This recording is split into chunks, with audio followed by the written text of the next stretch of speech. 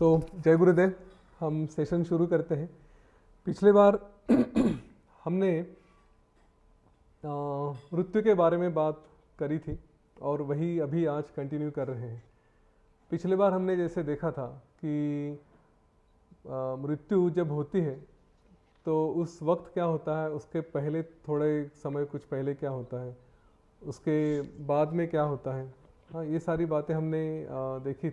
मृत्यु के समय जस्ट मृत्यु होने वाली होती है, उस वक्त शरीर में क्या होता है, मृत्यु के दौरान क्या होता है, मृत्यु के बाद क्या होता है, ये हमने थोड़ा थोड़ा संक्षेप में देखा। उसको फिर से आज थोड़ा सा रिवाइज करते हैं और फिर आगे चलते हैं। तो हमने देखा था कि जब मृत्यु हो रही है उस वक्त जैसे लोगों के जैसे कर्म होते हैं, अपने अपने कर्मों के हिसाब से फिर मृत्यु के समय भी होने वाली जो भी उनकी संवेदनाएं होती हैं वो अलग अलग होती है।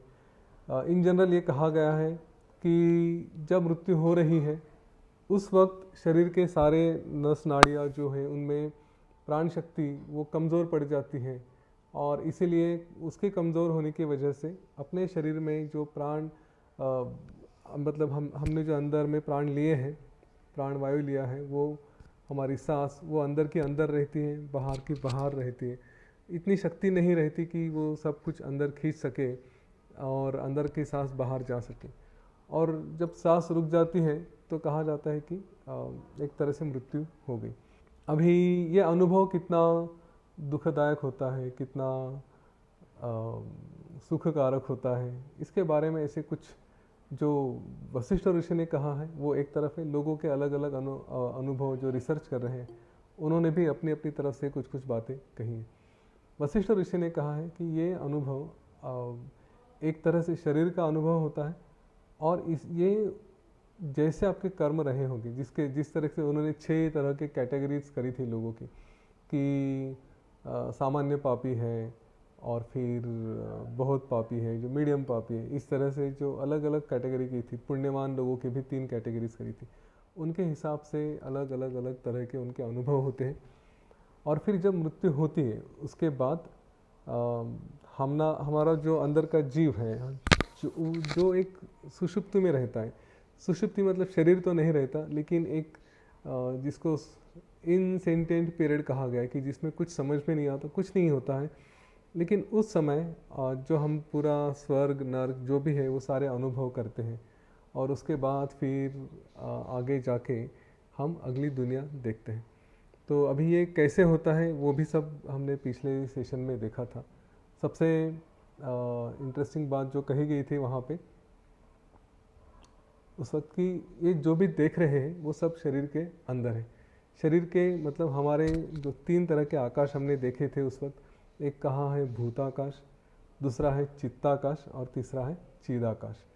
सो भूताकाश मतलब हम सब लोग जहाँ पे जो कुछ देख रहे हैं, जहाँ रहते हैं, उसको भूताकाश कहते हैं।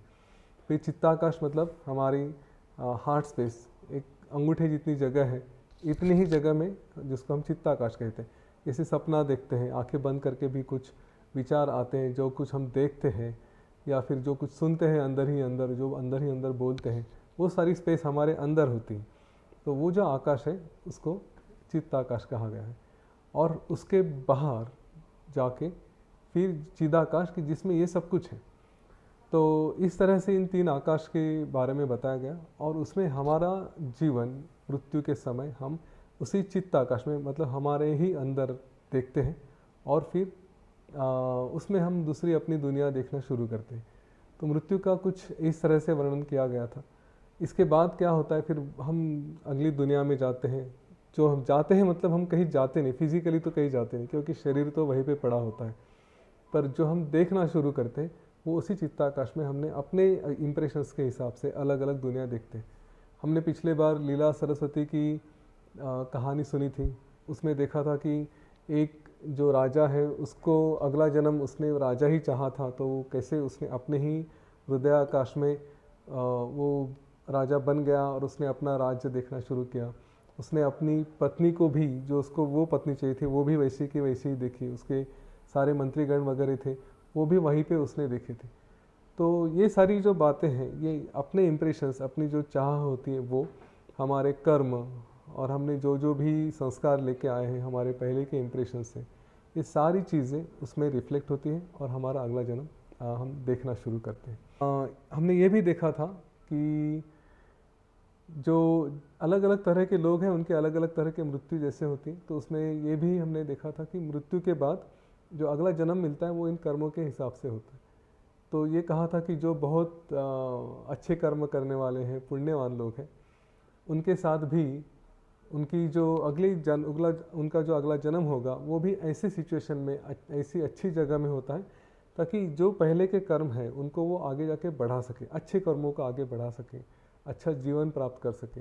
तो कहते हैं कि उनको किसी अच्छे घर में उनका जन्म होगा, वहाँ पे उन्हें ऐसे ही वातावरण मिलेगा कि जिससे वो अपनी साधनाएं, अपना जो ज्ञान का था, आत्मज्ञान का अभ्यास वगैरह, ये सारी चीज़ें आगे लेकर जा सके और उसी एनवायरनमेंट में आगे बढ़े। ये भी मैंने आप सभी से विनती की थी कि चूँकि आप यहाँ पे हैं, योग वशिष्ठ के बारे में सुन रहे हैं, तो ये इतना पवित्र ग्रंथ है, इसके बारे में तो पता नहीं सब बड़े बड़े लोग क्या क्या बातें करते हैं, इतना सुंदर है ये, पर जिसके साथ जिसके किस्मत में ये आ गया उसने तो समझ लीजिए कि उसका जीवन बन गया। ये एक अच्छा हमें सुनहरा अवसर है कि इस अवसर पे हम लोग इसी जीवन में जितना हो सके उतना इसका अभ्यास करें, आत्मज्ञान के प्रति अपनी रुचि रखें, अपने आप को अपना ज्ञान बढ़ाते हुए, इंटरेस्ट बढ़ाते हुए, हो सके तो इसी जन्म में निकल जाए। जैसे योग वशिष्ठ में कहा है कि एक मृत्यु के बाद आप दूसरा जीवन बहुत अच्छा पाएंगे, अगर है तो स्वर्ग में आएंगे, स्वर्ग से वापस फिर अच्छी दुनिया में अच्छी जगह आएंगे, अच्छा जीवन पाएंगे, फिर जाएंगे, फिर स्वर्ग में पहुंचेंगे, फिर वापस आएंगे। तो एक एक लेवल आगे आके बढ़ते बढ़ते कभी तो मुक्ति मिल सकती है। तो ये इतने राउंड्स लगाने के बदले अगर स्ट्रेट ज़्यादा एफर्ट्स कर सकते हैं तो एफर्ट्स कर लीजिए और छुट्टी कर लीजिए अपनी, ये बेहतर रहेगा। ये सारी चीज़ें होने के बाद कुछ चीज़ें, ये तो हमने पिछले सेशंस में ये सब कवर किया था। यहाँ पे हमने देखा था अपना मृत्यु, या मृत्यु के बारे में जनरली जाना था कि जब मृत्यु होती है तो क्या क्या हो रहा होता है।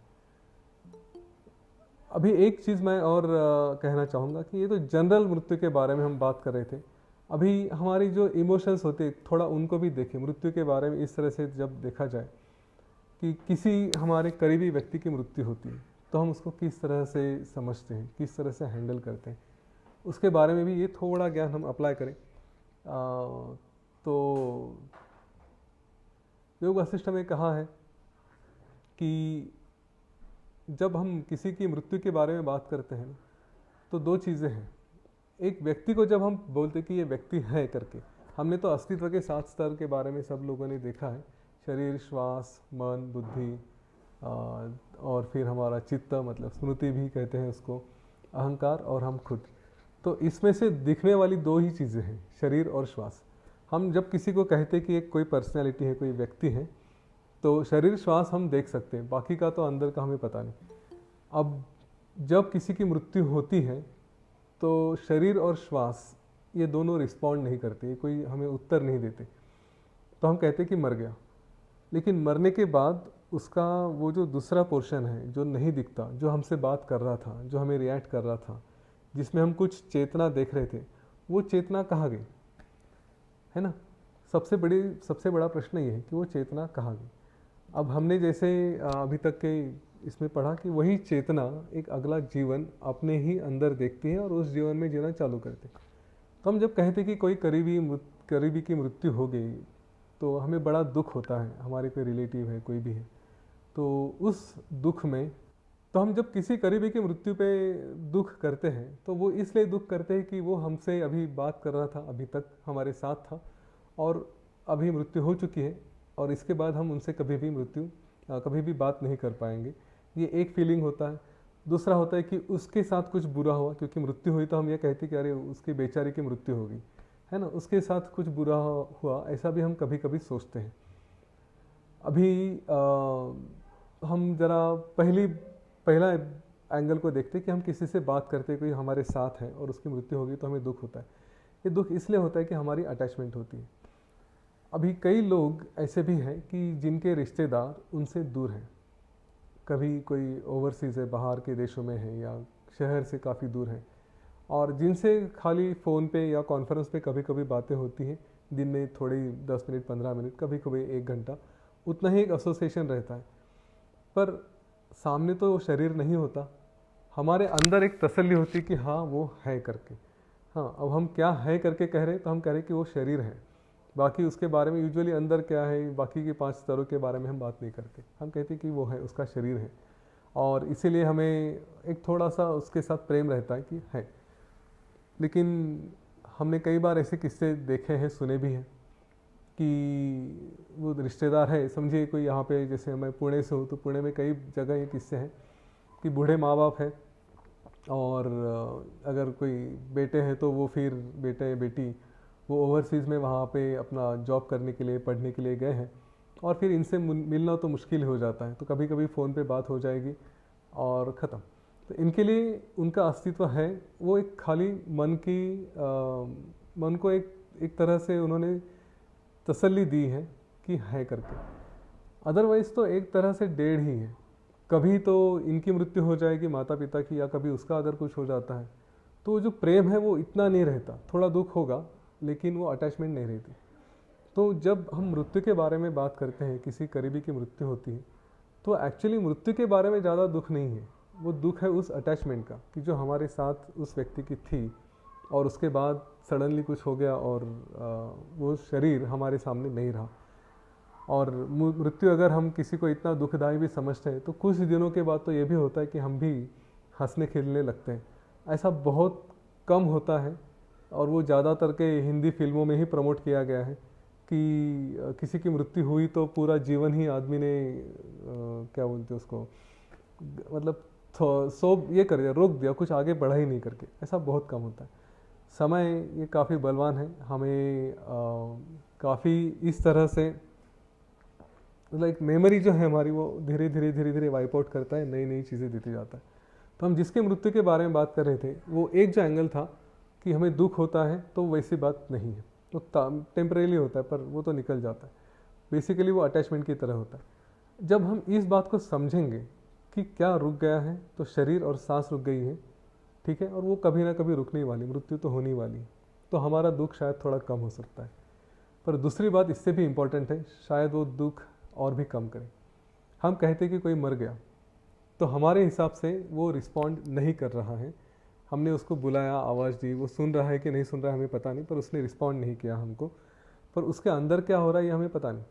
ये पिछले बार भी इसके बारे में थोड़ा सा कहा था, उसके अंदर क्या हो रहा है ये हमें पता नहीं है। अभी एक तरह से देखा जाए तो उसने एक्चुअली उसका अगला जीवन वो अपने आप में ही, अंदर में ही देखना शुरू भी कर दिया होगा, ठीक है, या फिर वो सुषुप्ति में होगा और उसके बाद फिर वो अपना अगला जीवन देखना चालू करेगा। जो भी उसके इम्प्रेशंस हैं, अगर वो स्वर्ग में है या जो भी उसने अपने कर्म किए हैं, वो कर्मों के हिसाब से वो अपने अपनी दुनिया में अपना जीवन देखना चालू करेगा। हमारे लिए उसका डिपार्चर हो चुका है, हमारे लिए हमसे वो दूर गया है, लेकिन उसके लिए तो वो शायद अच्छा ही होगा। अलग अलग किस्से केसेस होते हैं, किस वक्त हम कहें कि अच्छा है या किस वक्त कहें कि अच्छा नहीं है करके, ये हमारा इम्प्रेशन होता है। बट अगर रियलिटी में देखा जाए तो वो तो अपनी दुनिया में चला गया, वो अभी भी मरा है ऐसे नहीं कह सकते। वो उसने अपने ही चित्ताकाश में उसने अलग दुनिया देखना शुरू कर दिया है। सो वो उसकी मृत्यु नहीं हुई। अभी कुछ लोग कहेंगे कि ये थ्योरी ही हमें पसंद नहीं है। हाँ, तो फिर क्या है, करीब करीब 2 पॉसिबिलिटीज़ यूजुअली आती है। एक पॉसिबिलिटी है पहली कि किसी की मृत्यु हो जाने के बाद वो पूरी तरह से ख़त्म हो जाता है। हाँ, ना शायद कुछ धर्म है, रिलीजन्स है या कोई बिलीव्स है कि जो सोचते हैं कि आदमी मर गया तो ख़त्म, उसका ना अगला जन्म है, ना स्वर्ग है, ना नरक है, ना कुछ नहीं। हाँ, ये एक तरह की सोच है। और दूसरी सोच ये है कि मर गया लेकिन फिर भी उसका जीवन हो सकता है, वापस आ सकता है। तो हो सकता है मतलब वो यहाँ पे आएगा, दूसरी दुनिया में जाएगा, स्वर्ग में जाएगा, नर्क में जाएगा, ये सारी अलग अलग पॉसिबिलिटीज़ के बारे में लोग बोलते हैं। तो वो हमारा कंसर्न नहीं है, हम एक एक करके देखते हैं। अगर हम पहली बात मान लें कि मृत्यु मतलब टोटल एक्सटिंक्शन, जिसको कहते हैं कि पूरी तरह से ख़त्म हो गया, अभी ना वो इंसान का कुछ मन या उसका बुद्धि, आत्मा, अहंकार वगैरह ऐसी कुछ चीज़ है ही नहीं। बस कुछ तो जो था एनर्जी वो भी कहीं तो चली गई और आदमी की मृत्यु हो गई तो हो गई, इट इज़ ओवर। ठीक है, उसके बाद कुछ नहीं होगा। तो ये भी एक तरह से अच्छा ही है, क्योंकि जो जीवन जी रहे थे उसमें जिस तरह की तकलीफ़ें हो रही थी कभी ना कभी तो होती ही रहती है, और इन सब चक्कर में जाते जाते उसमें उलझते उलझते उलझते आगे बढ़े, कभी तो ख़त्म होना ही था तो ख़त्म हो गया, तो उससे छुट्टी हो गई एक तरह से वो देखा जाए। ये किसी भी तरह से आत्महत्या का, सुसाइड का समर्थन नहीं है। हाँ, मतलब जीवन ख़त्म हो गया तो अच्छा है, ये एक अलग एंगल से है, आध्यात्मिक एंगल से। सुसाइड के बारे में हम कभी बाद में बात करेंगे, पर अभी का मैसेज क्लियर है कि सुसाइड को कोई भी अप्रूव नहीं करता, ना कोई स्पिरिचुअलिटी के लोग अप्रूव करते हैं, ना कोई जो अपने आप को बहुत प्रैक्टिकल कहते हैं वो भी अप्रूव नहीं करते। ठीक है, वो किसी भी जगह उसको कोई सम्मति नहीं है। तो अभी पहला एंगल कि जीवन खत्म हो गया सब, उसके बाद कुछ नहीं है, तो अच्छी बात है। ये जो सारा पेन, सारे दुख दर्द थे जो भी थे वो सब खत्म हो गए। पर अगर योग वशिष्ठ के हिसाब से देखा जाए तो वे कहते कि ऐसा नहीं होता, जीवन तो चालू रहता ही रहता है। आदमी अपने ही अंदर दूसरी दुनिया देखता है और आगे जीवन शुरू कर देता है, और ये सही भी होना चाहिए, सही है भी। ये ऐसा नहीं है कि हम जीवन में कुछ पाने के लिए कोशिश करें। जीवन एक तरह से हम कहते हैं उसको रैशनल है, कुछ तो उसमें है कि जो भी जिया जाए वो एक अच्छी तरह से, उसके लिए कुछ पर्पस होता है। ऐसा नहीं होगा कि हमने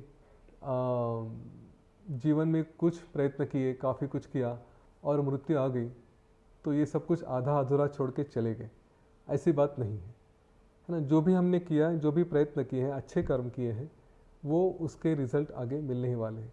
अगर ऐसी बात नहीं होती कि हमने कुछ किया अपने जीवन में और उसके ना फल है ना उसके कुछ परिणाम है, अगर ऐसा कुछ नहीं होता तो अब देखिए पूरी दुनिया में तो सब मतलब पूरी धूम मची होती। धूम मतलब क्या, नेगेटिवली धूम कहूँगा कि कोई किसी के कंट्रोल में ही नहीं रहता, आपे में ही नहीं रहता, कि कोई डर ही नहीं है कुछ करने का, बराबर ना। मुझे डर है कि मैंने अगर कुछ गलत काम किए तो करूँगा, उसमें क्या है, झूठ बोलूँगा, क्या फ़र्क पड़ता है, किसी को लूटूंगा, किसी के पैसे ऐंठ लूँगा या फिर किसी को फंसाऊँगा, कोई डर ही नहीं रहेगा जीवन में। और अगर ये डर नहीं रहा तो सब क्योस दुनिया में कहीं चलेगी ही नहीं। जो अमीर है, जो पावरफुल है, वो गरीबों पे अत्याचार ही अत्याचार करते रहेंगे। ऐसा नहीं है जीवन में, ये इस तरह से नहीं होता, क्योंकि हमने जो कहा है, लोगों ने जो अनुभव किया है और सारे शास्त्रकारों ने जो कहा है, उन्होंने वो एक ही बात कही है कि जीवन है और उसके परिणाम हमें भुगतने पड़ते हैं। अभी ये शास्त्रकारों के बारे में पहले कह दूंगा कि सारे शास्त्र, कोई भी रिलीजन ले लीजिए आप, उन सारे रिलीजन्स ने कुछ तो अच्छे कर्म करने के लिए बोला है, ठीक है। बुरे कर्म करने के लिए कोई रिलीजन नहीं कहता। कुछ कुछ लोगों ने उसको मिस इंटरप्रेट किया है अपने स्वार्थ के लिए और इसीलिए लोगों को गलत मैसेजेस देते हैं। बट अदरवाइज कोई भी धर्म ये नहीं कहता कि आप बुरे कर्म कर सकते हो, सभी लोग कहते कि आप अच्छे ही कर्म करो। तो इस बात पे फिर से आऊँगा। हम कह रहे थे कि जो दूसरा जो पहला तरीका था कि लोग विश्वास मतलब अगर करते हैं कि नहीं हम मानते ही नहीं, तो ऐसी बात नहीं होती। दुनिया ये एक अच्छी तरह से है, अपने कर्मों के परिणाम हमें भुगतने ही पड़ते हैं जो भी है, और वो हमने इस जन्म में अगर ख़त्म हो गया तो अगले जीवन में उसको कैरी ऑन करते हैं वही, क्योंकि लाइफ कंटिन्यूस ऐसे कहा गया है। जीवन ख़त्म नहीं होता कभी, ये कंटिन्यूस। ये ख़त्म कब होगा, जब हम मुक्त हो जाएंगे तब, कि जो क्रिएट ही नहीं हुआ है उसके बारे में क्या ख़त्म होने की बात करें। तो जीवन तो कंटिन्यू करते रहता है, और जब हमारा जीवन कंटिन्यू करता है, आगे बढ़ता है, तो उस वक्त हम इस बात पे विश्वास रखें कि शरीर ख़त्म हो जाएगा, लेकिन सांस रुक जाएगी, लेकिन हमारा जीवन फिर भी कंटिन्यू रहेगा। हमने जो भी सपने देखे थे, हमने जो भी आकांक्षाएं रखी थी, हमारी जो भी इच्छाएं हैं, वो हमें पूरी करने के लिए, हमने उसके लिए जो भी प्रयत्न किए थे, वो सारे पूरे करने के लिए हमें आगे जाके उसका सपोर्ट मिलेगा, और वो हिसाब से हम अपना अपना कार्य करते रहेंगे। बस मृत्यु के बाद जो देखने वाले हैं उनके हिसाब से हम ख़त्म हो जाएंगे, लेकिन हमारे हिसाब से हमें जो चाहिए वो हम देख रहे होंगे और वहाँ पे जीवन चालू रहेगा। इसलिए मृत्यु का कभी डर होने की ज़रूरत नहीं है। काफ़ी लोग कहते हैं कि मृत्यु का डर होता है, उसकी ज़रूरत नहीं है। एक तरह से देखा जाए तो समझे अभी कोई है जिसके कपड़े फटे पुराने हैं, ख़राब हो चुके हैं, और उसको अपॉर्चुनिटी दी गई कि भाई ये लो अच्छे नए कपड़े हैं, इनको पहनो और फिर से नया जीवन शुरू करो, तो उसको तो आनंद ही होगा ना, किसको दुख होगा? कोई कारण ही नहीं दुख होने का। लेकिन अगर हम उसको शरीर के हिसाब से देखा जाए तो ये वही शरीर होता है जब हम छोड़ते हैं, इसको इतना पकड़ के रखते हैं कि ये दुखी भी हो गया, इसमें अनेक तरह के रोग भी आ गए, इसमें शक्ति भी नहीं रही, है ना, ये दिखने में भी खराब हो गया, तो भी हम फिर से उसी शरीर की चाह पकड़ के रखते हैं। क्यों? क्योंकि मृत्यु का डर है। ऐसा लगता है कि शरीर खत्म हो गया तो हम खत्म हो गए। एक संस्कृत में बहुत सुंदर श्लोक है, जो संस्कृत जानते कभी उन्होंने सुना होगा तो हो सकता है कि अंगम गलितम पलितम मुंडम दशन विहीनम जातम तुंडम वृद्धो यापि गृहीत्वा दंडम तदपि न मुंचति आशा पिंडम। है ना, कि शरीर गल जाता है, सर पे बाल निकल जाते हैं, मुंह में दांत नहीं रहते, है ना, हाथ में काठी आ जाती है और पूरा शरीर गल जाता है, लेकिन फिर भी जीने की आशा नहीं छूटती। क्यों? क्योंकि हम शरीर को ही अपने आप को समझने लगते हैं। जब इस बात का पता चलेगा कि अरे नहीं, ये तो एक अपॉर्चुनिटी आएगी जब मृत्यु आएगा कि फिर से नया जीवन शुरू कर सकते हैं, अगर मुक्ति नहीं मिल रही है या उसके लिए प्रयत्न नहीं किए हैं तो, या फिर उस लेवल तक नहीं पहुँचे तो फिर से नया जीवन मिल सकता है जिसमें अगेन एन्जॉयमेंट ही एन्जॉयमेंट रहेगी। तो फिर डर किस बात का? जब मृत्यु आएगी तब आएगी, लेकिन बीच में ही काट के वापस उसके राह पे जाने की कोशिश नहीं करनी, सुसाइड के राह पे नहीं जाना है। जैसे मैंने दूसरों के मृत्यु के बारे में भी थोड़ी देर पहले कहा था, कुछ लोग इस विचार के भी होते हैं कि नहीं, हिंदी मूवीज़ में दिखाते हैं, है ना, कि मैं जीवन भर साथ नहीं छोड़ेंगे, मरने के बाद भी साथ में रहेंगे, तो फिर एक ने सुसाइड कर लिया या एक की मृत्यु होगी तो दूसरे ने सुसाइड कर लिया, राइट। इस तरह की बातें वो खाली मूवीज़ में है, बहुत मिसगाइड करते हैं। एक तो हमारे कर्म कैसे है, क्या है, इसका हिसाब हमें पता नहीं, तो मृत्यु के बाद हमें वही जीवन मिलेगा जो हम चाहते हैं, इसकी कोई गारंटी नहीं है। ठीक है, योग वासिष्ठ में कहानियाँ है कि जहाँ पे दो ही लोग मृत्यु होने के बाद भी एक साथ ही रहें, पर जो जिनकी कहानियाँ कही गई हैं उनका रिजोल्यूशन बहुत अच्छा था, उनके कर्म काफ़ी अच्छे थे। ठीक है, वो एक ही इसमें अटैच थे, उनकी मन की शक्ति उतनी थी। हमारी मन की शक्ति उतनी है कि नहीं, ये एक्सपेरिमेंट करने की ज़रूरत नहीं है। बहुत बड़ी रिस्क है कि जाके मैं किसी को, अपना गर्लफ्रेंड है वो, उसकी मृत्यु हो गई एक्सीडेंट में, तो जाके उसके साथ ही रहना है, इसलिए मैं खुदकुशी कर दूंगा। पता नहीं वो गर्लफ्रेंड शायद अगले जन्म में आपकी सासू माँ बन के आ जाए तो क्या करें, है ना। कोई रिलेशन क्या मिलेगा इसका भरोसा नहीं। वो गर्लफ्रेंड लड़की ही रहेगी, आपको शायद पता नहीं घोड़े का रोल मिल जाएगा, इसकी क्या गारंटी है? आपके कर्म अलग हो सकते हैं। तो ये सब चक्कर में नहीं जाना है, वो ऊपर वाला डिसाइड करेगा हमारे साथ क्या करना है। तो ठीक है, तो ये जो अलग अलग लोग रीजंस देखते हैं मृत्यु के बारे में, अट्रैक्शन और उससे डर, ये दोनों चीज़ें हटा दें। एक बहुत सुंदर बात मैंने सुनी थी कि जब ये लेवल का अंडरस्टैंडिंग आ जाता है तो इसके आगे जाने के लिए, कि हम सब कुछ जो देख रहे हैं ना, इसमें भी जैसे कहा कि हम सपना देखते हैं, हमने हमारी मृत्यु के बाद हम अगला जीवन देख रहे हैं हमारे ही चित्ताकाश में, तो एक जैसे सपने के जैसा देख रहे हैं। तो इसका मतलब ये भी है कि हम आज जो देख रहे हैं अभी, ये भी किसी और का सपना हो सकता है। कोई और इसको सपने में देख रहा है कि हम, यतीन जोशी बात कर रहा है, ये सब लोग सुन रहे हैं, सब लोग पार्टिसिपेट कर रहे हैं, योग वासिष्ठ पढ़ रहे हैं, सब कुछ ये सारे सपने के सपने ही हैं, हो सकते हैं। इसमें कोई मतलब संशय आने का कोई कारण ही नहीं है। तो अगर ये सब सपने हैं, ये सब हमें पता चल जाए कि हाँ ऐसा है, तो फिर उस मृत्यु के बारे में ना अटैचमेंट होनी चाहिए, ना डिटैचमेंट, ना डर होना चाहिए, ना आकर्षण होना चाहिए। जो आएगा सो आएगा। इस मृत्यु के बारे में इस तरह से समझने के बाद हम जो दो मुद्दे दिए थे कि ख़त्म होता है सब कुछ और फिर कुछ ख़त्म नहीं भी होता, जीवन कंटिन्यू करता है। तो पहले का मुद्दा जो है वो काफ़ी लोग जिनसे बात कर रहे थे, वो कभी तो मैंने उनसे ये सुना था कि वो बोलते कि नहीं हम तो इन सारी बातों पे विश्वास नहीं करते। और मैं यहाँ पे थोड़ा गुरु का इम्पोर्टेंस बताने के लिए उस डायरेक्शन को लेके आता हूँ कि अगर किसी ने कहा कि मृत्यु के बाद कुछ नहीं होता, ये पुनर्जन्म वगैरह कुछ नहीं होता, आदमी ख़त्म हो जाता है, टोटल एक्सटिंक्ट हो जाता है।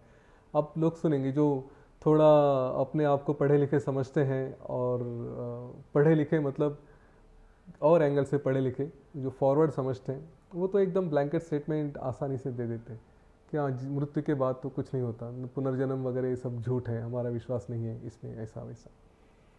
अगर उनको बताया कि ठीक है, कम से कम ऑर्डर से तो रहना पड़ेगा, क्योंकि नहीं तो दुनिया में फिर सब गड़बड़ हो जाएगी, आप अच्छा क्यों बिहेव करते हो। तो अगर कोई कहता है कि नहीं मुझे अच्छा बिहेव करना है, तो वो इसलिए करना पड़ता है क्योंकि समाज में वैसे कुछ नियम है। तो नियम तो सारे मन के हैं। नियम किस लिए बनाए गए हैं? वो इसलिए बनाए गए हैं, संतों ने ही बनाए सारे नियम। ये नियम किसी आम आदमी ने नहीं बनाए।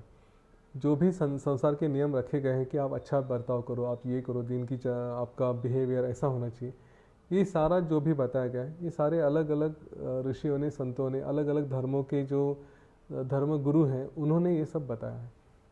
तो कोई कहेगा कि नहीं ये तो ठीक है, पर मैं उनको फॉलो नहीं करता क्योंकि मैं धर्म में भी विश्वास नहीं रखता, मैं अध्यात्म में विश्वास नहीं रखता। तो जो भी होगा वो मैं अपने मन से करूँगा। अब यहाँ पे थोड़ा कैच है, अपने मन से कोई कुछ भी करने जाए तो थोड़ा मुश्किल है, क्योंकि मन, जैसे देखिए हम मन के ऊपर एक तो हम आगे बहुत सुंदर सेशन लेंगे कि हम जैसे बड़े होते जाते धीरे धीरे धीरे धीरे, है ना, तो हमारा मन ये अपना नहीं रहता, इसके बारे में हम बातें करेंगे। तो ये मन जब तक कोई ये इस तरह के आर्ग्यूमेंट करने लगता है कि हमें तो बस अब करना है तो हम अपने मन से करेंगे, लेकिन सिस्टम में रहेंगे, ढंग से रहेंगे, तो अपना मन ये इतनी इस तरह से हमें घुमाना शुरू करता है, अलग अलग तकलीफ़ों से लेके जाता है कि कभी ना कभी हमें वो गुरु की शरण या उस शक्ति के शरण में जाना पड़ता है। और उसके शरण में जाएंगे हम तभी कहीं तो हमें कोई मार्ग मिलता है कि हाँ जीवन अच्छे से कैसे जिया जाए। नहीं तो ये मन इंसान को ढंग से रहने नहीं देगा। या आप देखिए कोई अगर इस तरह की बातें करता है ना, तो जीवन में उनके रस नहीं होता, रूथलेस बन जाते हैं, एकदम सूखा सूखा जीवन रहेगा। और उसके बाद लोगों से भी प्रेम से रहेंगे ऐसा नहीं। और सबसे बड़ी बात, जीवन में आनंद नहीं रहता, वो आनंद का अनुभव ही नहीं होता, जी रहे ऐसे। अभी इस मन को अगर संभालना है तो नेचुरली आपको गुरु के पास जाना पड़ेगा। पर कोई यह भी कहेगा कि नहीं नहीं, मैं बस जो कुछ करूँगा सब अपने मन से करूँगा, मुझे किसी गुरु की वगैरह आवश्यकता नहीं है।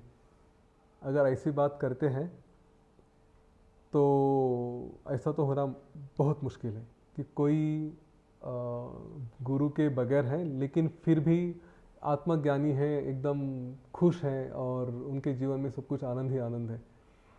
आप देखिए जो भी 700, सवा 700, 750 करोड़ लोग हैं दुनिया में, कितने लोग ऐसे हैं कि जो बिना सपोर्ट के अपने आप को संभाल सकते हैं।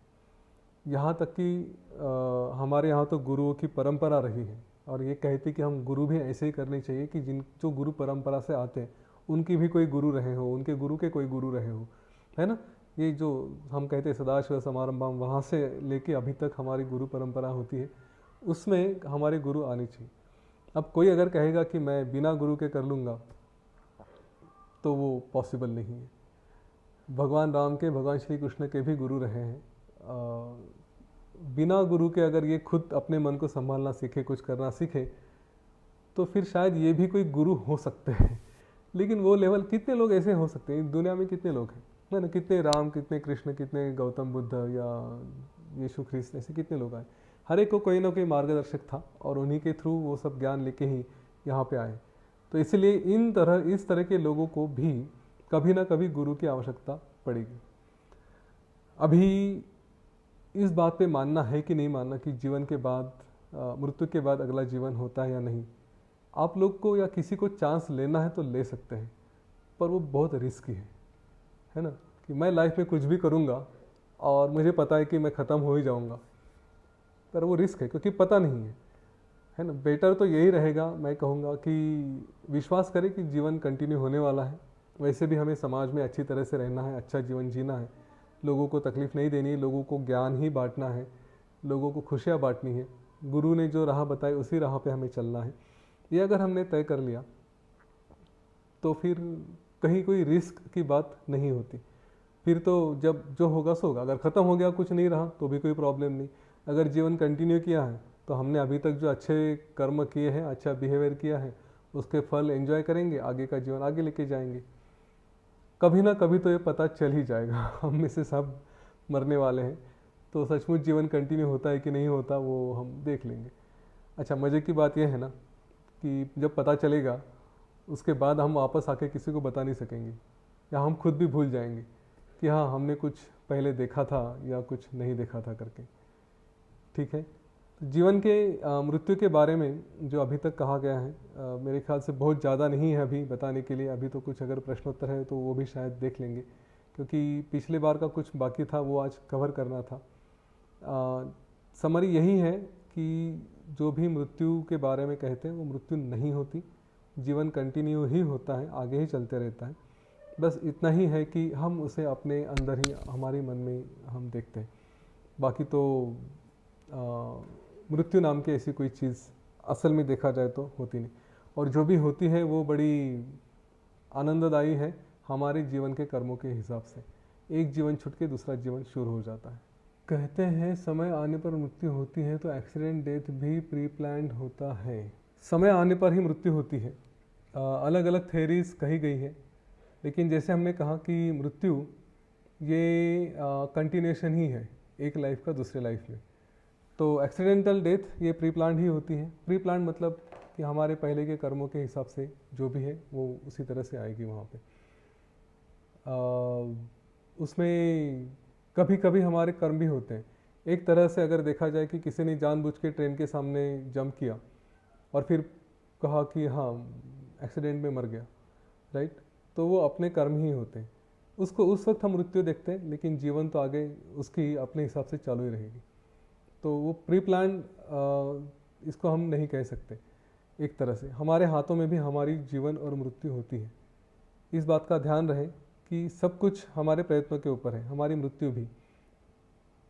हमारे जैसे कर्म है वैसे हमारा जीवन चलता है। अगर हमने ढंग से खाना पीना नहीं किया, आचरण अच्छा सा नहीं रखा, तो नेचुरली मृत्यु जल्दी होने की संभावना ज़्यादा होती है, क्योंकि शरीर में ही रोग पैदा होते हैं। और कई लोग ऐसे हैं कि जो ठीक से आचरण रखते हैं, सब कुछ करते हैं, अपना खाना पीना वगैरह ढंग से मैनेज करते हैं, लेकिन कभी कभी अचानक एक्सीडेंट की वजह से या किसी और चीज़ की वजह से मृत्यु हो जाती है, तो उसको कहेंगे कि वो प्री प्लान्ड ही है। क्या 3 स्टेज प्राणायाम और सुदर्शन क्रिया से मुक्ति मिलती है? No more after birth. बहुत सुंदर सवाल पूछा है। सुदर्शन क्रिया हमें मुक्ति देती है कि नहीं देती है? गुरुजी ने तो प्रॉमिस किया है ना कि हमको लेकर जाएंगे करके। उन्होंने कहा है। देखिए, सुदर्शन क्रिया इसको सिर्फ एक मुक्ति का द्वार करके मत देखिए।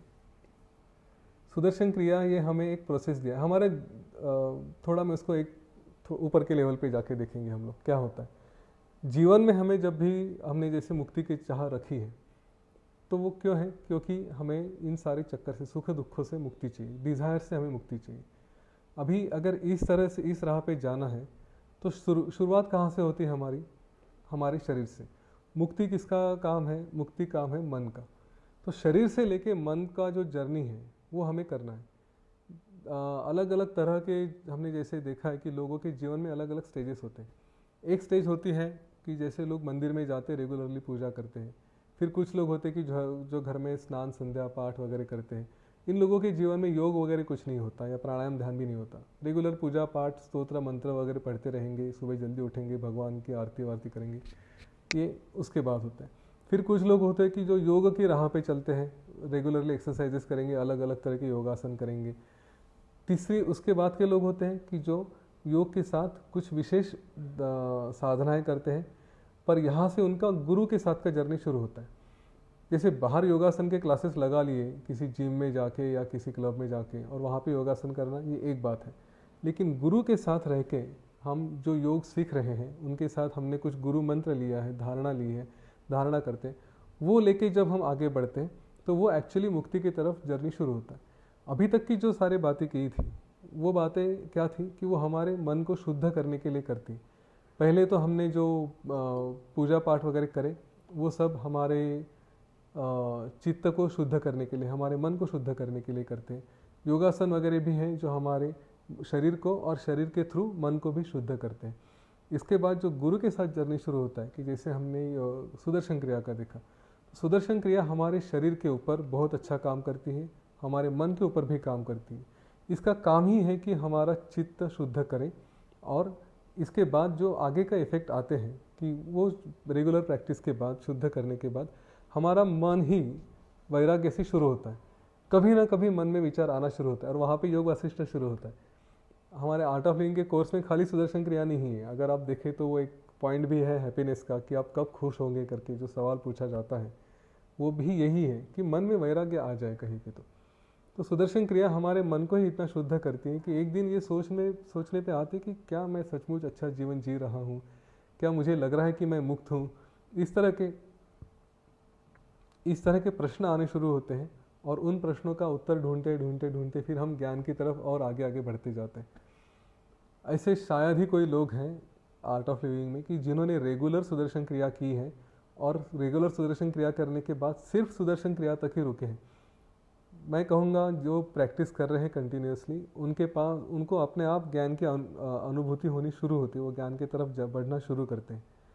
तो सुदर्शन क्रिया ये मुक्ति के तरफ लेके जाने वाला एक द्वार है। उसकी रेगुलर प्रैक्टिस करेंगे तो वो जैसे रॉकेट लॉन्च कर देते हैं ना, एक बार पुश कर दिया सुदर्शन क्रिया ने रॉकेट लॉन्च, तो अपना फिर आगे का जो है उसका ट्रैक वो अपने आप पकड़ना शुरू करेगा। ये वैसे आपको वहाँ पे लेके जाता है। सुदर्शन क्रिया इसलिए डेली प्रैक्टिस इसकी ज़रूरी है, क्योंकि मन शुद्ध करेगा अपने आप को, आप कहीं अंदर वो वैराग्य लेके आएगा। हम ज्ञान की ज्ञान की राह पे बढ़ना शुरू करेंगे, ज्ञान हम प्राप्त करना शुरू करते हैं। ज्ञान से मुक्ति होती है। ये बात योग वासिष्ठ में बार बार कही गई है। शुरुआत ही योग वासिष्ठ की यही से थी कि कर्म करे या ज्ञान, किससे मुक्ति है। तो ज़रूरत तो दोनों बातों की है, लेकिन श्रेष्ठ अगर कुछ कहा गया है तो ज्ञान कहा है कि ज्ञान की वजह से हमें मुक्ति मिल सकती है। बाकी कोई और चीज़ मुक्ति नहीं देगी, ज्ञान ही देगा। After death can we communicate with self?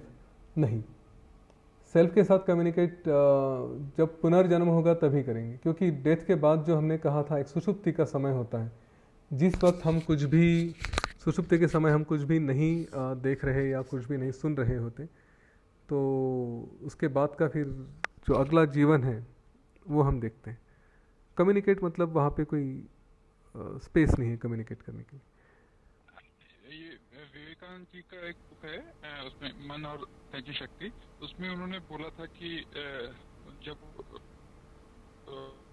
Bharat में सब भ्रमण कर रहे थे तब उनको एक इंसिडेंस उन्होंने विटनेस किया था कि कुछ साधु, मतलब कुछ ईस्ट साधुओं ने उनको एक बॉडी फ्लोट होते हुए दिखी थी। इट वाज यंग बॉडी, तो उन्होंने वो बॉडी को चेंज स्वैप किया था के बॉडी से। तो वो तब से मेरे दिमाग में कि ये ऐसा हो सकता है क्या, और इज इट हाँ, ऐसा हो सकता है। उसका रेफरेंस भी आया है शंकराचार्य जी का। अगर आप चरित्र देखेंगे तो जब वो किसी से डिस्कशन कर रहे थे, उस वक्त भी मतलब चर्चा जो हो रही थी वेदांत पे, तो उस वक्त भी उन्होंने एक राजा के शरीर में भी जाके वापस आए थे, तो वो रेफरेंस होता है। मतलब मैं पूछना चाहती थी कि जैसे हम बताते हैं कि ज्ञान में रहो तो जीवन आसान होता है जी। वो जैसे मतलब बात है कि कोई भूखा पैसा है, तो अगर मैं उसको ज्ञान बताऊंगी, अरे हाँ ठीक है ये टाइम निकल जाएगा, और बाकी मतलब I am just giving example, और वो बोलेगा नहीं यार कि मेरी ज़रूरत तो खाना है, आप मुझे खाना दीजिए, बाकी मुझे कुछ नहीं चाहिए।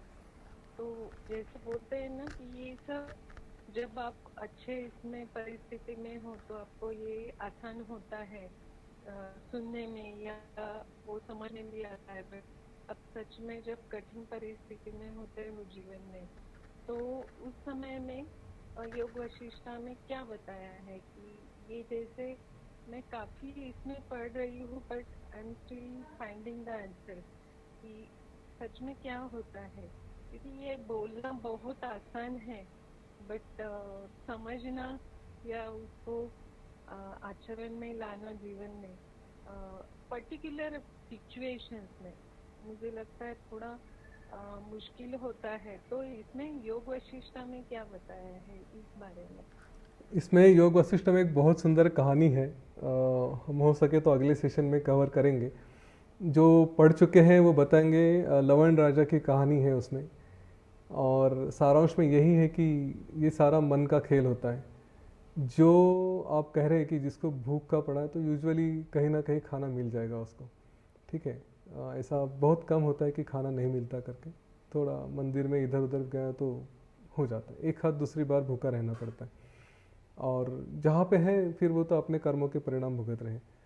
लेकिन हम उन लोगों के बारे में बात करें कि जो अच्छी सिचुएशन में आज है और ज्ञान प्राप्त कर चुके हैं, या उसके बाद अभी ज्ञान प्राप्त नहीं हुआ लेकिन सिचुएशन बिगड़ चुकी है। तो हम बिगड़ी हुई सिचुएशन को किस तरह से देखते हैं, क्या सिचुएशन को कहते हैं कि सिचुएशन बिगड़ी है करके, ये एक बार समझ लेना चाहिए। हाँ, मैं कहूँगा कि 99% केसेस में जिस सिचुएशन को हम बिगड़ी हुई कहते हैं वो हमारे मन के हिसाब से होती है। असल में तो कोई देखा जाए तो इतना फ़र्क नहीं होता, ये केवल मन का ही खेल होता है कि सिचुएशन बिगड़ी है ऐसे कहते हैं, है ना। वही सिचुएशन कोई और एंजॉय भी कर रहा होता है। पिछले बार शायद मैंने इस बारे में कहा था, सुसाइड के बारे में जब बात करी थी, तो यही कहा था कि मैंने उन लोगों के साथ काम किया था जो लेबर माइग्रेट हो रहे थे।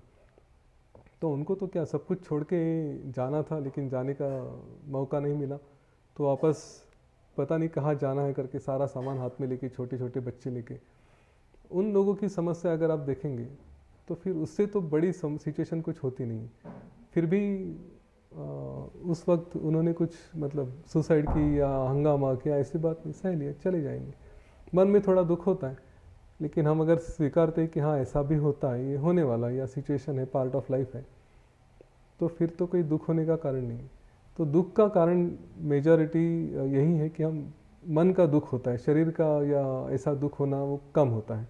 और उसको भी अगर ठीक से देखा जाए, शरीर का दुख या कोई बीमारी है, कुछ है, तो वो भी मन से उसको टैकल किया जा सकता है। योग वशिष्ठ में यही कहा है कि सारे दुख सुख ये सारी संकल्पनाएं मन की होती हैं, असल में तो सब कठिन है। लेकिन एक बात है कि ये ज्ञान लेकर वो एब्सॉर्ब करके उसको समझ के फिर उस तरह से हैंडल करना, ये एक स्टेज होती है। यहाँ तक पहुँचना ये एक जर्नी है, एक प्रवास होता है। तो हम किस सिचुएशन में हैं, उस सिचुएशन में रह के जो जो हमें अप्रोप्रिएट होता है उस सिचुएशन में वो करना चाहिए। अगर उतना समझ नहीं है और हमें तकलीफ़ हो रही है तो नेचुरली डॉक्टर के पास जाना चाहिए, अगर ज़रूरत पड़े तो साइकोलॉजिस्ट के पास जाना चाहिए, या फिर गुरु है, गुरु का ज्ञान लेना चाहिए। उस राह पे जाके हम अपने आप को संभाल सकते हैं, इतना तो पक्का है। जो उस सिचुएशन में हमारे लिए अप्रोप्रिएट है वो हमने करना चाहिए। तो उसकी कहानी हम पढ़ेंगे, अगली बार हो सके तो सुनेंगे। मुक्ति और मोक्ष समानार्थी है क्या? हाँ है। गीता में वैकुंठ की जो संकल्पना है वही मुक्ति का स्थान है क्या? मुक्ति का स्थान वैकुंठ से ऊपर है।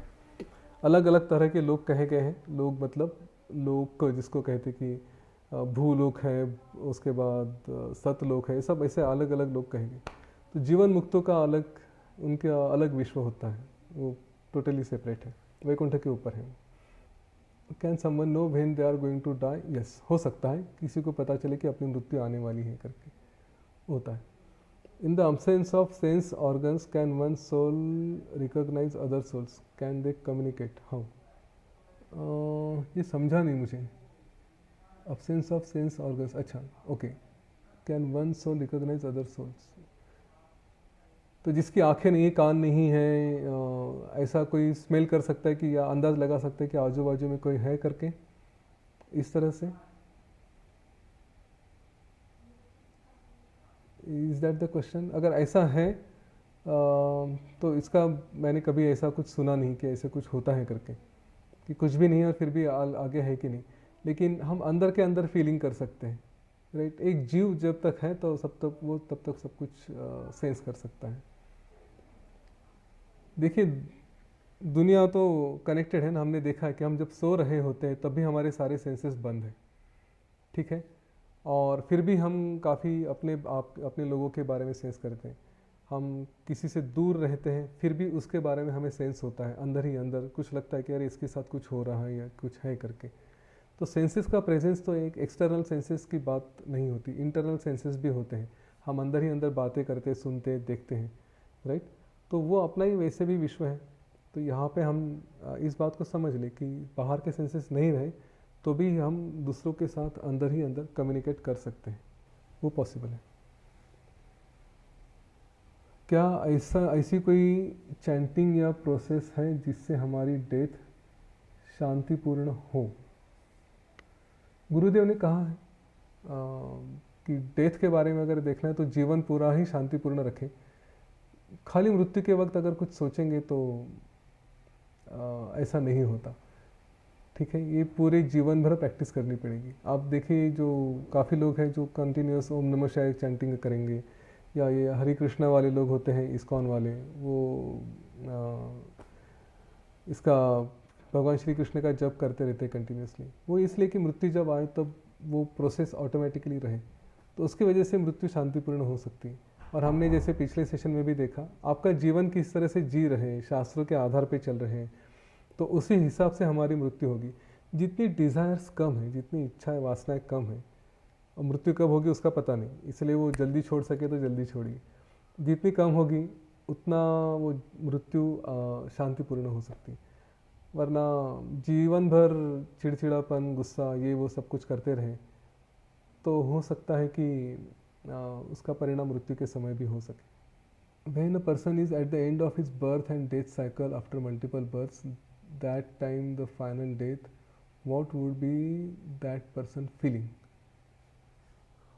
अगर मुक्त है, देखिए साइकिल तो ख़त्म होता नहीं, ये आप ही को तय करना है। वशिष्ठ ऋषि को श्री राम जी ने ये सवाल पूछा था कि इतना होने के बाद आदमी को कब ये जीवन के बारे में ज्ञान प्राप्त करने की इच्छा होगी, तो कहते कि ये जब थक जाएगा तब। उस वक्त तो वो जब जीवन मुक्त होने को जाता है ना, उस वक्त तो फीलिंग आ जाता है अपने आप। क्या फीलिंग रहेगी ये नहीं बोल सकता, उसको पता है कि अभी मैं सारी चीज़ों से मुक्त हो चुका हूँ और जब मृत्यु आएगी, जो भी जीवन आएगा वो आएगा, उसके बारे में उनको कोई मन में संशय नहीं होता। Why are there so many rituals around purity and impurity when someone dies? Sometimes there is even a fear connected to how the living can be impacted by the dead.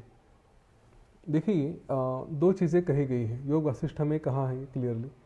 Shri Ram ji ने पूछा था कि जैसे किसी की मृत्यु होने के बाद उसका श्राद्ध वगैरह किया जाए या ना किया जाए, तो वशिष्ठ ऋषि ने कहा था कि ये हमारे मन का संकल्प होता है कि हम जो गए हैं उनको भी अच्छी राहत दे सकें। मैंने शायद पिछले बार इसके बारे में कहा भी था। और इसलिए श्राद्धों का इम्पोर्टेंस बहुत ज़्यादा है कि जो आपके करीबी हैं, जिनको आप चाहते हैं, प्रेम करते हैं, उनको अच्छा जीवन प्राप्त हो, आगे का उनके आगे की राह अच्छी रहे, तो उनके कर्म कैसे भी रहें, लेकिन अगर जो उनके पुत्र हैं, पुत्रियाँ जो भी हैं, जो उनके लिए काम कर रहे हैं, उन्होंने अगर अच्छे से कर्म किए, उनके लिए प्रे किया, तो उनको बहुत फ़ायदा होता है। वो भी उनका जीवन आगे का सुधार सकते हैं। और गुरुजी ने भी कहा था, हम जब भी एडवांस कोर्सेज वगैरह करते हैं तो यही कहते कि हमारे साधना होने के बाद भी हम कहते लोका समस्ता सुखिनो भवन्तु। वो इसलिए कहते हैं कि हमारी साधना का फल सारे लोगों को, लोका समस्ता मतलब खाली पृथ्वी के नहीं है। लोका का मतलब ही लोक कौन से, जो 7 लोग कहे गए, 7 के 14 भुवन कहते हैं, पाताल के 7 लोग, ऊपर के 7 लोग, ऐसे तो 14 के 14 लोग, उनको इसका जो हमारा फल है उनका सबको मिले, उनका सबका भला हो। तो जब भी हम प्रेयर्स करते हैं तो हमारे प्रेयर्स, हमारी जो साधना होती है, उसके साधना के फल भी उन सभी को मिलते हैं जो मतलब उस पार जा चुके हैं। और गुरुदेव ने भी ये कहा था कि आप ज्ञान में अच्छे हो जाओ, आप अपनी साधना में अच्छे रहो, तो जो उस पार चले गए हैं उनको भी इसका फल मिलता है, उनका भी जीवन में फ़र्क पड़ता है।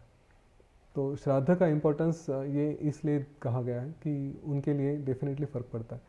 और साइकोलॉजिकली अगर देखा जाए तो ये हमारे लिए खुद के लिए भी होता है। श्रद्धा मतलब क्या, वो अगर गए तो गए, अपने जीवन में है, उनको फ़र्क पड़ेगा, जो भी करना है उससे पड़ेगा ही पड़ेगा। पर हमें भी भाव होता है कि हम किसी के लिए अपनी श्रद्धा रखें, एक as a part of discipline होती है। उसको अगर कोई कहे कि नहीं हम इसको शॉर्टकट करते हैं, मंदिर में दान दे के कर देंगे या फिर किसी गरीब को दान देंगे, अनाथ आश्रम को दान देंगे, लोग इस तरह से उसको एक बाईपास रूट निकालने की कोशिश करते हैं। तो वो एक टोटल अलग टॉपिक है। इसमें थोड़ा सोशल एंगल भी आता है कि ऐसा क्यों नहीं करना चाहिए। ये आपको श्राद्ध करना है तो आपको करो, अगर आपको किसी को अनाथ आश्रम को डोनेशन देना है तो वो भी दो, लेकिन इसको छोड़ के वो कर रहे हैं, एटलीस्ट पर्सनली मैं मानूंगा नहीं।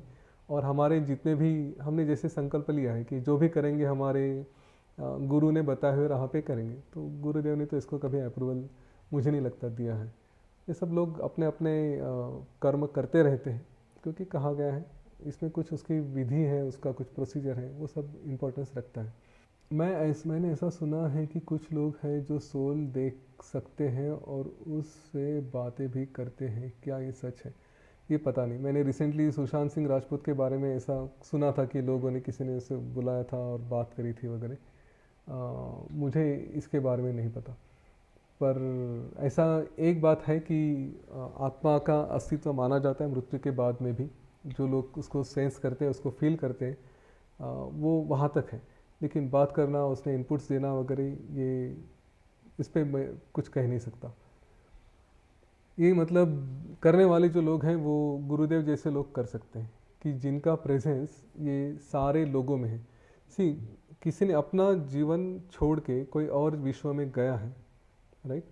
तो उस विश्व में जाके देख के आना या उससे बात करना, ये आम आदमी की बात नहीं। उसके लिए एनलाइटेंड लोग ही चाहिए, कि गुरुदेव जैसे लोग हैं कि जो एक कॉन्शियसनेस का फिजिकल फॉर्म है, चैतन्य का साक्षात रूप है, जिसको हम उस तरह से देखते हैं। तो वो तो हर जगह है। मैं तो कभी कभी उनसे, मुझे ऐसा पूछना एक सवाल है कि आप कितनी जगह एट ए टाइम हैं? तो जितनी जगह चैतन्य उतनी जगह वो है, ऐसे ही कह सकेंगे। तो उनके जैसे लोग कर सकते हैं, आम आदमी ये नहीं लगता मुझे कर सकता है करके। हमें क्या एफर्ट करना चाहिए टू गेट मुक्ति? देखिए, ये बड़ा इंटरेस्टिंग जर्नी है। पहले तो शुरू करिए कि मैं कौन हूँ, इसको पूछना, और इसका जवाब ढूंढते ढूंढते ढूंढते ढूंढते आप मुक्त हो जाओगे। और फिर मुक्त होने के बाद आप कहोगे कि कोई प्रयत्न करके करने की ज़रूरत नहीं है। मुक्त होना ये एक अवस्था होती है, ठीक है? मैं भी कोशिश कर रहा हूँ, देखूंगा मुझे जब पता चलेगा मुक्त हो जाऊंगा करके। लेकिन ये प्रयत्न करने ज़रूरी है। मैं कौन हूँ, बस इसका आप उत्तर ढूंढते रहिए। In Gita, Lord Krishna said to Arjun, surrender to me, I will give you moksha, and if you go through your Yoga Vashishtha and enlighten Gurudev, then both are same. If I go through Yoga Vashishtha and enlighten by Gurudev, then both are same. देखिए, श्री कृष्ण ने जो कहा था ना अर्जुन को, surrender to मी, इसमें भी अर्जुन को प्रयत्न करने हैं सरेंडर करने के। देख, शुरू में तो उनके मन में बहुत संशय थे, ठीक है? बाद में कभी तो फिर कहने के बाद, सब ज्ञान मिलने के बाद फिर वो प्रयत्न करना पड़ा। तो ये प्रयत्न ही है। योग वशिष्ठ में भी हमें प्रयत्न करने के लिए ही कहा गया है। गुरुदेव हमको मुक्ति देंगे, लेकिन हमें प्रयत्न करने हैं। हमने प्रयत्न नहीं किए और गुरुदेव लेके जाएंगे, ऐसा नहीं होगा, ठीक है? कोई भी मुक्ति नहीं दे सकता। आपको मुक्ति चाहिए तो आपको प्रयत्न खुद ही करने पड़ते हैं। What is pitrukopa? If person has taken new birth, then why he is still attached to previous birth relations? वो अटैचमेंट है, इसीलिए तो सब कुछ होता है ना। मृत्यु के वक्त, मृत्यु से पहले हमने अटैचमेंट छोड़े नहीं। बाकी लोगों को पता नहीं हमें तकलीफ होगी कि नहीं। हम हमारे मन के हिसाब से और हमारी अच्छी साधना रखी तो हमें कोई भी तकलीफ नहीं दे सकता, ये तो तय है। कोई भी कितना भी कुछ भी कर ले, हमारी साधना ठीक से रही तो कोई भी शक्ति हम पे काम नहीं कर सकती। और जो कर रहे हैं वो उनकी तकलीफ है, उनको खुद ही को तकलीफ हो रही है। इसीलिए हम अच्छे संस्कार लें, हम अच्छा ज्ञान पढ़ें, राइट? ज्ञान में रहे तो ये हमारा ही ज्ञान उनके पास भी पास होता है, तो वो अपने अटैचमेंट डिटैच सब कुछ छोड़ के अपनी राह पे निकल जाते हैं। कोई पीछे रुकना नहीं चाहता। समय आने पर मृत्यु होती है तो ओके, क्या हम अपमृत्यु टाल सकते हैं क्या यूजिंग महामृत्युंजय मंत्र?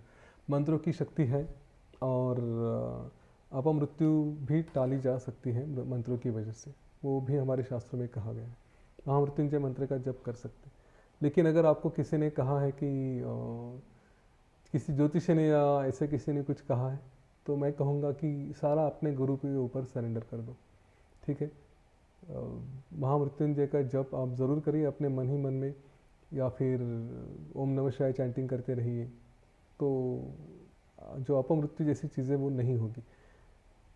मैं इसमें ज़्यादा बात नहीं करना चाहूँगा, क्योंकि ये कुछ तो नियम हैं जो हम हमारे समझ के परे होते हैं, तो इसमें ज़्यादा जाने में अर्थ नहीं। कैन आई रीड योग Vashishtha online if there is any book available online, which writer should I refer? मैंने पिछली बार लिंक दी थी, आपको फिर से भेज दूंगा अपने ही ग्रुप पे, तो या फिर मुझे मैसेज करिए, मैं वहाँ पे दे दूंगा। ऑनलाइन पढ़ सकते हैं, किताब लेके पढ़ना ज़्यादा अच्छा है, क्योंकि वो आप कभी भी उठा के फट से देख सकते हैं, उसका एक फीलिंग अच्छा आता है। आप अंडरलाइन वगैरह सब कुछ करके वापस जाके पलट के देखना है तो फटाफट देख सकते हैं। Are the after death rituals really beneficial for parted soul? I am referring to the pujas vidhis done for 15 days. हाँ, मैंने इसका जवाब दे दिया, वो जो गए हैं उनके लिए काफ़ी बेनिफिशियल होते हैं। Is it possible to come back after liberation? हाँ, लेकिन जो आते हैं लिबरेशन के बाद उनका पर्पज़ कुछ होता नहीं। अगर उनको आना है तो वो बस इसीलिए आते कि समाज के कार्य के लिए आते, वो आना चाहते हैं ऐसी बात नहीं, बस एक खेल है उनके लिए, आना है जाना है, कोई पर्पज़ नहीं होता। तो ये नहीं होगा कि आके वापस फिर हम उल्टी राह पे चलना चालू करें, वो नहीं। लिबरेटेड है तो लिबरेटेड ही रहेंगे। बेसिकली लिबरेशन के बाद do we still carry some identity? Do we still carry identity? So what is that identity? आपकी आइडेंटिटी चेंज हो सकती है। अभी जैसे वशिष्ठ ऋषि लिबरेटेड है, राइट, हम गुरुदेव से भी पूछते हैं तो कहते हैं कि आएंगे फिर से, पर कौन से नाम से कौन से रूप से आएंगे पता नहीं। तो आइडेंटिटी क्या है, वही सवाल आता है। आइडेंटिटी हमारी क्या है? शरीर है, मतलब एक दाढ़ी वाला आदमी है, लंबी नाक है, या फिर कोई नाम है? ऐसा कुछ नहीं है। मेरा सवाल ऐसा है, जब लिबरेट हो जाते हैं, basically we merge in the larger consciousness, right? Right, so correct. So हाँ, उसके बाद मतलब हमारा कुछ बचता ही नहीं। हाँ, right. as a person, I am not there at all, right? So how can I decide on my own that I have to be there? वही है कि मैं आऊँगा, ऐसा होता ही नहीं। जो सृष्टि का नियम है, कॉन्शियसनेस ने तो अपने आप से किया है। एक जीवन मुक्तों का लोक कहा गया है, योग वशिष्ठ में भी बताया है, और हम भी देखते हैं कि जो 7 लोग हैं, सत्य लोग हैं, उसमें भी जीवन मुक्तों का लोक होता है, कि जहाँ पे ये अपनी आइडेंटिटी बना के रखते हैं।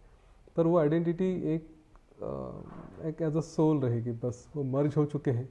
सी लिबरेशन का दूसरा अर्थ ये भी है कि हम जीते जी भी लिबरेटेड होते हैं, ठीक है, जिनको मैं इसलिए बार बार जीवन मुक्त के बारे में कह रहा हूँ।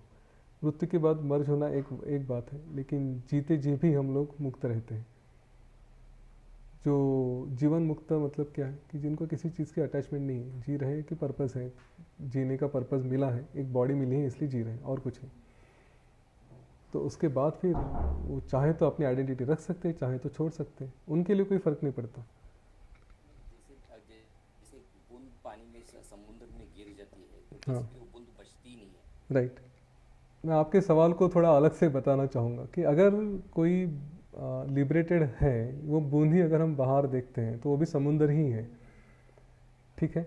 वो बूंद अपने आप को क्या देख रही है उसके ऊपर, मैं अपने आप को समुंदर समझ रहा हूँ या बूंद समझ रहा हूँ, वो एंगल से देखा जा सकता है। अभी हम फिर से गुरुदेव की बात करेंगे तो जीवन मुक्त ही है ना, लिबरेटेड है। लेकिन वो हिसाब से अगर देखा जाए तो अपनी आइडेंटिटी रखे कि नहीं रखे, ये उनका चॉइस रहेगा, उनको कुछ फ़र्क नहीं पड़ता। जीवन मुक्त जो होते वो वापस भी आए तो भी कई नई आइडेंटिटी, नया नाम लेके आएंगे, क्योंकि नया शरीर प्राप्त होगा। पर उनके लिए कोई फ़र्क नहीं, वो फिर भी कॉन्शियसनेस ही है। Is organ donation correct? I cannot comment on that. मेरे हिसाब से उसमें कोई गलत नहीं है ऑर्गन डोनेशन करना, क्योंकि अगर हमारी स्टेट ऑफ माइंड क्या है उसके ऊपर है, वो इम्पोर्टेंट होता है। हम अगर शरीर ही नहीं है तो शरीर का अवयव गया क्या रहा क्या कोई फ़र्क नहीं पड़ता। शास्त्रों के अनुसार शरीर का सब प्रॉपर जो जहाँ से आया है वहाँ पे जाना चाहिए, आज नहीं तो कल चला ही जाएगा। कुछ लोग कहते हैं कि आत्मा फिर उसमें अपने शरीरों में उलझी रहती है, आँखों में उलझी रहेगी, इसमें उलझी रहेगी। तो हमारी स्टेट ऑफ माइंड क्या है वो हिसाब से हम सोच सकते हैं। जिसको शरीर से अटैचमेंट नहीं वो डोनेट कर दे, जिसको अटैचमेंट है वो सोचे कि करना है कि नहीं करना है। Are fears, anxiety carried from one birth to another next birth? Yes. Any good Hindi book on योग वशिष्ठ? हाँ, मैंने ग्रुप पे डाले, फिर से डालूंगा। In Gita, Lord Krishna said to Arjun at the time of death, if you remember me, then you will free from cycle of birth and death. Is it possible? Yes. वो तभी possible होगा कि मृत्यु के समय आपके मन में भगवान का नाम रहे। मृत्यु कब है वो पता नहीं है, इसलिए हमेशा भगवान का नाम रहे। हमेशा भगवान का नाम अगर हमारे मुंह में रहा, हमारे वाइब्रेशंस में अगर वो रहे कंटिन्यूसली, तो नेचुरली हमारी जीवन शैली ही ऐसी हो जाती है कि हम जीते जी ही मुक्त हो जाएंगे। उसके लिए मृत्यु की राह देखने की ज़रूरत नहीं होती। गरुड़ पुराण और योग वशिष्ठ क्या पढ़ना उचित होता है? गरुड़ पुराण तो उन 13 दिनों में ही पढ़नी चाहिए, लेकिन योग वशिष्ठ खाली मृत्यु के बारे में नहीं। योग वशिष्ठ तो पूरा जीवन का सार है। इतने लोगों ने उसको इतनी बार पढ़ा है, तो डेफिनेटली योग वशिष्ठ आपको डेफिनेटली पढ़ना चाहिए। गरुड़ पुराण तो बस 13 दिनों के लिए ही कहा गया है।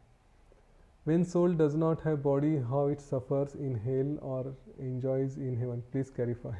हमने पिछले बार इसको इसलिए कहा था, ये सारी मन की कल्पनाएं होती हैं। जो सफरिंग है वो भी मन ही सफ़र करता है। कुछ लोगों के मन में अगर स्वर्ग नरक वगैरह जैसी कुछ चीज़ें नहीं रही तो उनका वैसे सफरिंग का कोई प्रश्न नहीं आता, पर ऐसा होता नहीं है।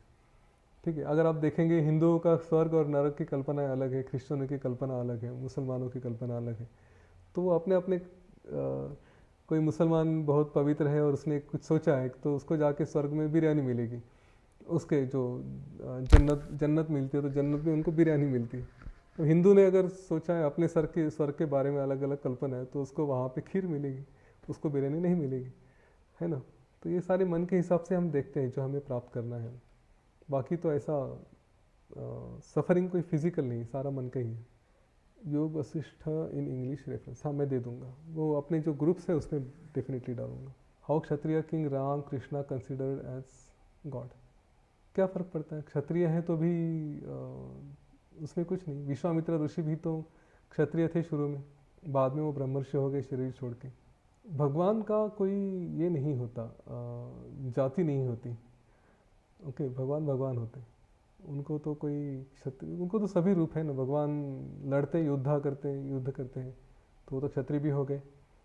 अलग अलग रूप लिए हैं भगवान ने, सभी फॉर्म में आते हैं। जय गुरुदेव, अगले सेशन में मिलते हैं।